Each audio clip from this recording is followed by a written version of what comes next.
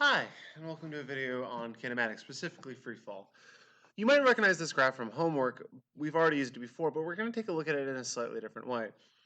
This graph is all about taking an object and dropping it and measuring how far it falls in that amount of time. Typically, this will be done in class, either via a ticker tape experiment or just measurements with tennis balls and such, but given the times that this was made in, not quite an option. You'll notice that I have the time since the object was dropped and the distance already on there. But I've also gone and calculated the velocity for each of these already. Now let's go a step further and find the acceleration.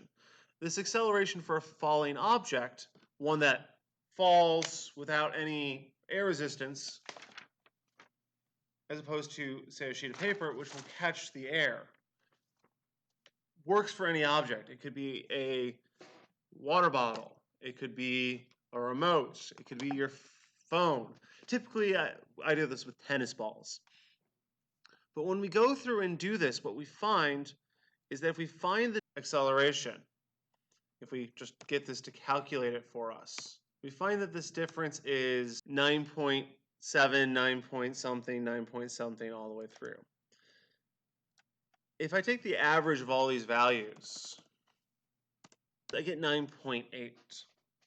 And since the units for acceleration are meters per second squared, or meters per second, it tells me that the acceleration for any object that falls without meaningful resistance, And the Earth, close being a relative term in this case, will fall with that acceleration. If I drop my phone from the top of the classroom or I drop it from just above the floor, it's still going to have the same acceleration. Anywhere where you can reach, the free fall acceleration will be 9.8. This is a constant. This is a number you should know. It doesn't change. So do keep it in mind, jot it down somewhere.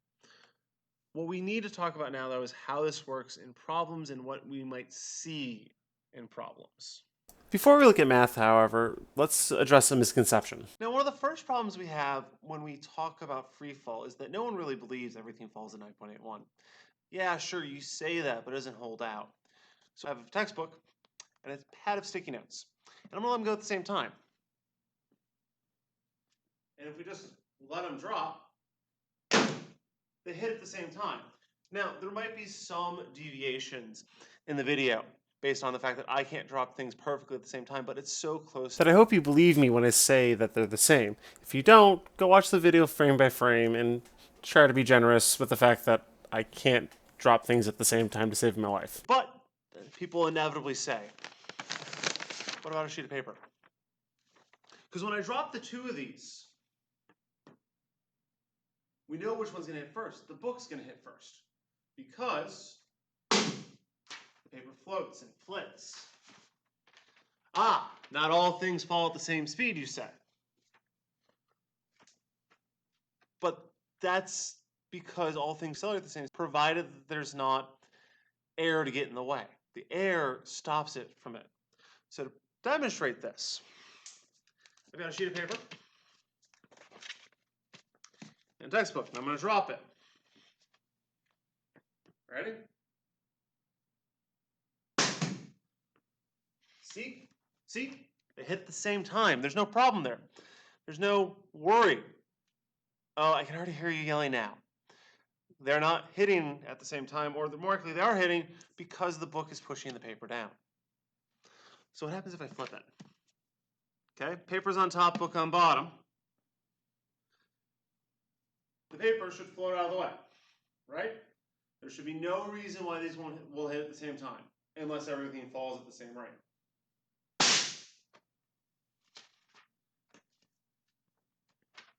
Did you see that? The paper doesn't flit and float. The book knocks the air out of the way, or is dense enough that stops the air from impacting or slowing it down meaningfully, which means the paper is free to fall as if it was in a vacuum, as if there's no air in the way.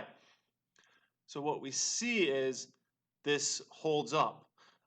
In the lesson or in the link description, there will be links to people doing this experiment on the moon, where there is next to no air, to prove this. Now let's take a look at 3 objects and see how the problems could work with this. Now on the whiteboard behind me I have 3 objects. Object 1 is a whiteboard eraser, or blackboard if you have one of those. Object 2 is a ball of some kind, be it base, tennis, or basket. Object 3 is a piece of putty. And we're going to look at how each of these objects reacts to being put into freefall. Now, to make these really different, the eraser is going to be dropped. The ball we're going to throw up, and the putty we're going to throw down. And we're going to see how these change, how the math changes, how the time changes, and see if that matches what we understand about the world. So for each of these, we're going to drop them from a height of 1.5 meters, which is about 5 feet, 6 feet up, which for most people is about the height they drop it from. For taller people, such as myself, it's going to be a little closer to 2 meters. For shorter people, it's going to be a little closer to 1. But the 1.5 is right in the middle, right in the center of that bell curve. So for each time, we're going to drop it from a height of 1.5 meters. And we're going to see how the time changes. We're going to start with the eraser. So the eraser is going to fall. Now, we've been doing graphs, and we can continue to do a graph here. The eraser is going to fall, and it's going to fall down, which means it's going to start here and go towards the bottom. Now, when I talk about this, the typical coordinate system we use says up is positive, down is negative. I see no reason to change that, so let's go ahead and use it. So starting from here, it's going to start at rest, and when I let it go, it's going to start speeding up, heading down, which means in this case, we're going to call G negative. Now, a lot of places will state G as positive, but that's because you have to assign the value based on the direction it's traveling and your logic. So in this case, my VT graph looks like this, and it's going to go down like that. And I want to know how long it takes before it hits the ground. Another way you can think about this, if you prefer, is a drawing. The eraser is going to fall, and it's going to hit the ground here after falling this distance. In this case, the distance it's falling is 1.5 meters. We say that the displacement, however, is negative 1.5. Why? Well, if I start here, call that 0. Up is positive, down is negative. If gravity is going down, it's pulling it down. My displacement in this case is the distance it fell. Because it's going down from 0, it has to end up being negative. So my delta x is negative 1.5.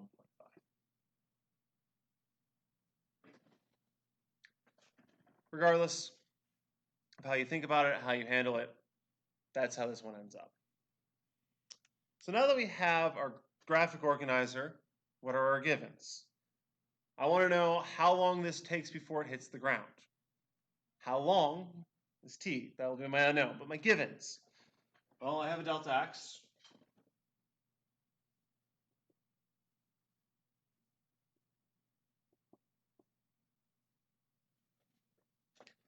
I have acceleration because it's falling. It's always, always, always going to be 9.81. The reason I say 9.81 here instead of 9.8 is habit. For the AP exam and for this class, 9.8 is what we will use. If I say 9.81, it's just old habits. Feel free to call me on it and correct me. Because I said down, I can call it negative 9.81. Keep in mind, when you do a motion problem, you'll always have to choose something to be positive and something to be negative. More specifically, I mean pick a direction to be positive, pick a direction to be negative. Struggle. This problem will come up frequently, so do be prepared for it, do be ready for it. The last thing I need is, I need something else. Well, I'm dropping it. When you drop something, in this case, when you drop an eraser, when I let go, initially, how fast is it moving? How fast is it moving right now? Answer is, it isn't. So its initial velocity is going to be 0.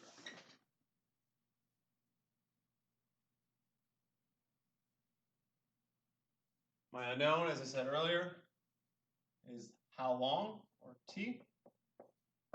And then my equation, what equation ties all these together? Well, I look at my handy dandy equation sheet, I pull it up, and there's only one equation that ties together delta x, a, v naught, and t, and that's this one.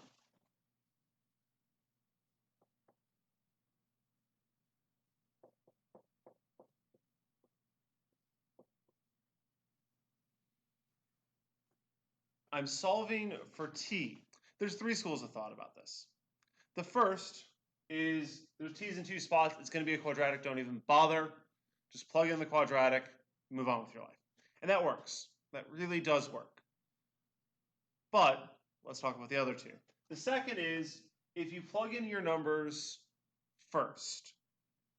I plug in negative 1.5 equals 0 times t plus 1/2 times negative 9.81 times t squared.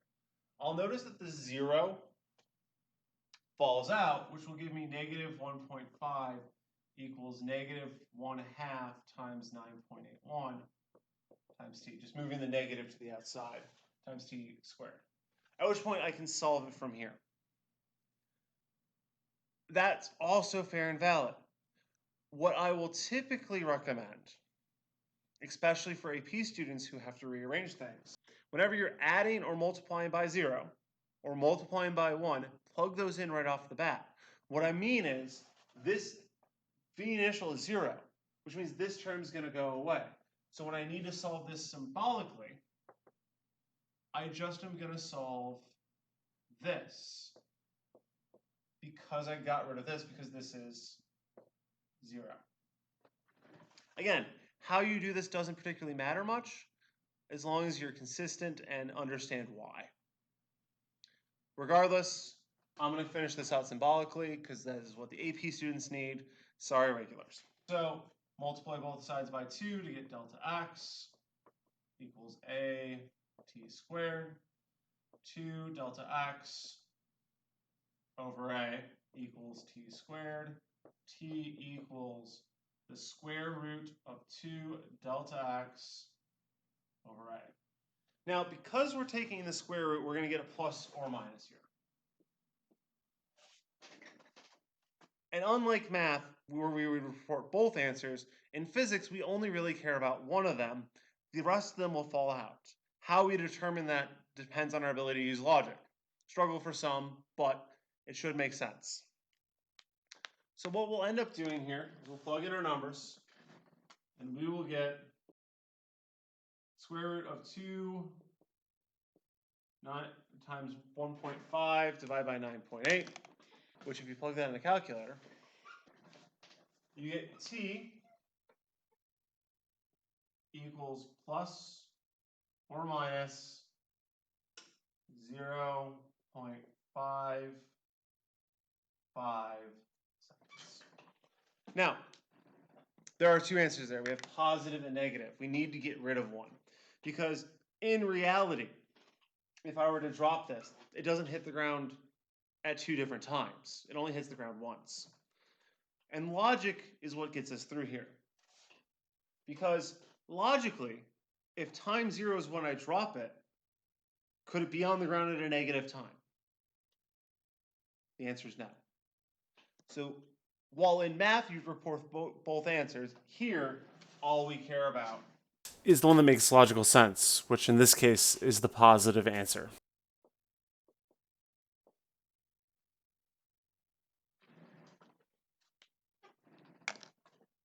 Now this is the simplest of them. Dropping something, having it fall. Simple, easy, peasy. Now let's take a look at the object we've thrown up. Again, the tennis ball is going to go up. And if you've thrown a tennis ball or a basketball or really anything up in the air, what you'll notice, and unfortunately I don't have a tennis ball on me, what you'll notice is it goes up and comes down. It goes up and comes down. Now there's two things I want you to pay attention to here. Number one, when I throw something up, I'm going to not throw my calculator this time so I don't ruin it. There's a moment at the top, right there. Okay? that moment we're at the top where it almost seems to stand still. That moment is the apex of its flight. If I draw a picture of this over here, the tennis ball starts here in my hand. And I throw it up. It kind of does a shape like this. And at this highest point, its apex, if you so prefer, its velocity is 0. Now, there's several different ways I can prove this, but the easiest is to look at it. Like, it seems to be standing still. The other way you can think about it is looking at a VT graph for a second.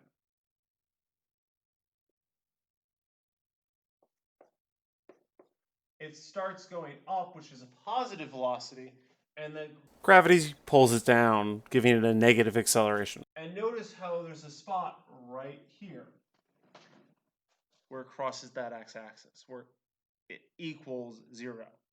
And that's the moment where it changes from going up to going down, from positive velocity to negative velocity, aka there's an instant it stands still. But that's just a problem for homework. We'll talk about that later. Right now, what we want to look at is how long does it take to hit the ground? So we're going to use the same setup. In this case, it's still going to be 1.5 meters down. We're going to use negative because we're going to call up positive, down negative. We're still going to have an acceleration. So my delta x hasn't changed. My acceleration hasn't changed because I'm not touching it. It's falling through the air by itself.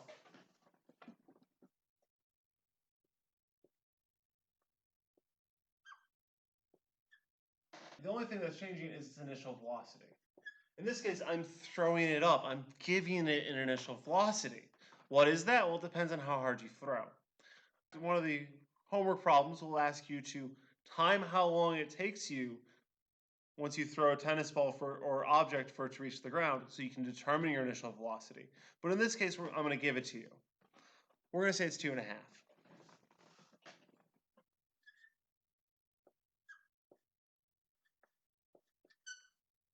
These are my givens. My unknown is still time. And my equation also hasn't changed. It's still going to be that delta x equals v naught t plus 1/2 a t squared. Only this time I can't get rid of the v naught. I can't just take the square root. And that's where things start getting messy. Let's plug in the numbers, see what I mean. This is one of the few, if not the only time I insist on plugging in the numbers. Negative 1.5 equals 2.5 t plus 1/2 times 9.81 times t squared. Mistake here, that should be negative 9.81. I fix that later, but just want to call it out now. When you have it as t and t squared, you can't solve it using typical algebra. Fortunately, there is a trick that we can use that you've all learned and you probably all hate, the quadratic equation. In order for this to be solved as a quadratic equation, we need all the numbers on one side and make this equal to 0. So let's start by doing that. 0 equals 1.5 plus 2.5 t plus, let's simplify this for ease,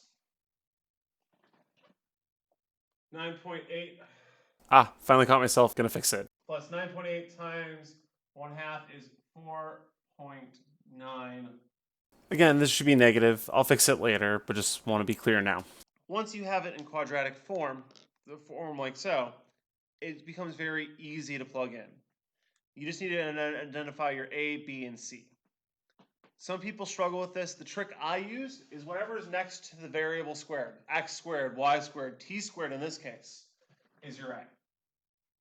Whatever number is attached to your t is your B. And whatever number doesn't have any variable next to it whatsoever is C. Once you have that, All you need to do is plug in the quadratic and do the work.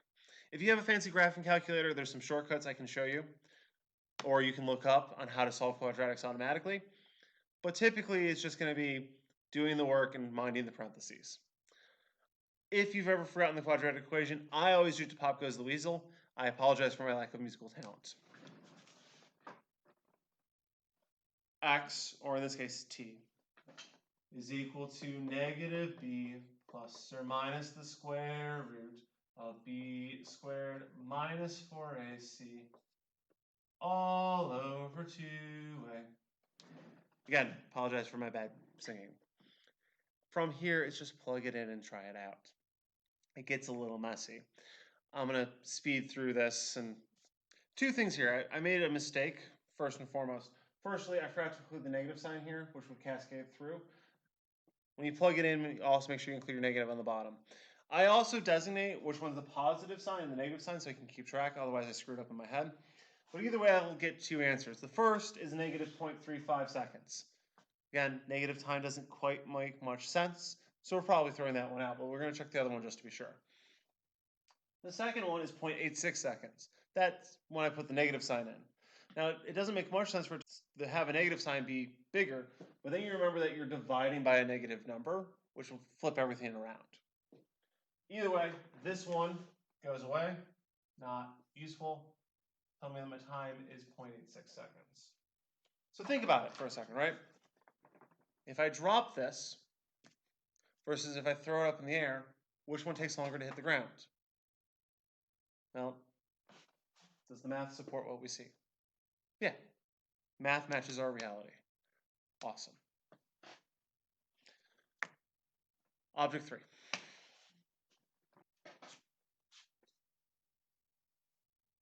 Object 3 we're throwing down. It's something we're trying to make splatter, splat. Putty works, but it could also be, something you don't want working anymore. An annoying phone or a glass bottle you want to break for dramatic reasons. I don't know. Maybe you're in drama. When we do this, there's not that upward arc. There's just this going straight to the ground. It's still going to go to 1.5 meters. But we have a unique option here. Now, if you want to take the easy way out and just say, well, up is positive, down is negative, your initial velocity is going to be negative, your displacement is going to be negative, and your acceleration is going to be negative. That's one way to do it. Let's put that on the board. So my givens, if up is positive, delta x is going to be negative 1.5. My acceleration is going to be negative 9.8. My initial velocity I'll have to give to you. In this case, I'm going to call it negative 1.2. And then my unknown will be time. Now that's one way to do it. But in physics, we like to cheat because sometimes it's easier to do it another way. What am I talking about? Well, I know I alluded to this earlier, but the way we choose up and down is a matter of convention, but because it's convention, we can also change it. If we say down is positive, up is negative, as long as we're consistent, our math will work out. If down is positive, the numbers themselves don't change, just Their signs do. my delta x is positive 1.5. My acceleration due to gravity is positive 9.8. My v initial is positive 1.2. This trick's very common when you don't like dealing with negative signs, like I don't, or when you need to make the math easier or make sense. Or, far more honestly, if you start talking about distance, because distance doesn't care about direction. So you want to treat everything as positive so you don't have to worry about it at the end. Again, if this doesn't make sense to you, you don't have to use it. Up is positive, down is negative. Will work perfectly almost all the year. Either way, we still need to find our unknown. We still need to find time.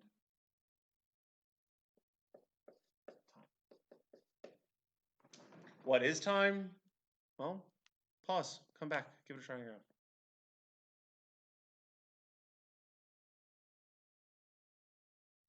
Okay, welcome back. You'll notice if you look through the screen, I cheated.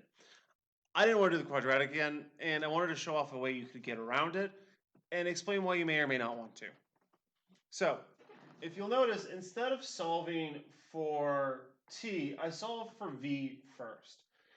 Now, I used all the negative values here, negative 1.2, negative 9.8, negative 1.5.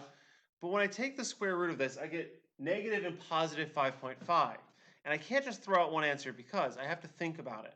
In this case, down is where the direction I'm going, so I should have a negative velocity. I should have negative 5.5. That kind of hang up there is probably where I'll lose a lot of people and why probably solving the quadratic is the better way to go. But each their own. Once I have the velocity, I can solve for time using the v equals v naught plus at equation. Again, put in the negative signs and you'll get positive 0.44 seconds. Again, you still have that moment where you have to choose between positive and negative. It just comes earlier in the problem. Now, I said we could do this either way. I could choose positive as up or positive as down. If I choose positive as down, let's see what happens. This negative 1.2 here cancels out, but it was squared, so it didn't matter. 1.2 or negative 1.2 squared, either way gives you the same answer. If I can take away from the 9.8 and 1.5, well, originally it was a negative times a negative gives you a positive. Now I just have a positive. The only difference here is that I'd use the positive 5.5 because down is positive, it's traveling down. I'd want to call that positive. When I get down here, the number math still checks out because by changing all the negatives, removing all the negatives, I end up with a positive over a positive as opposed to a negative over a negative like I had originally. The math works. Now, if you did the quadratic, you're still going to get the same answer. You'll still throw out one of them and keep the 0.44. But if you don't like the quadratic or don't want to deal with it, you can do it in 2 steps. But you do have to use your brain and think about, okay, which velocity am I using? How am I going about this? The option is there. Whether or not you take it's on you. With that said, thanks for watching. Have a good one.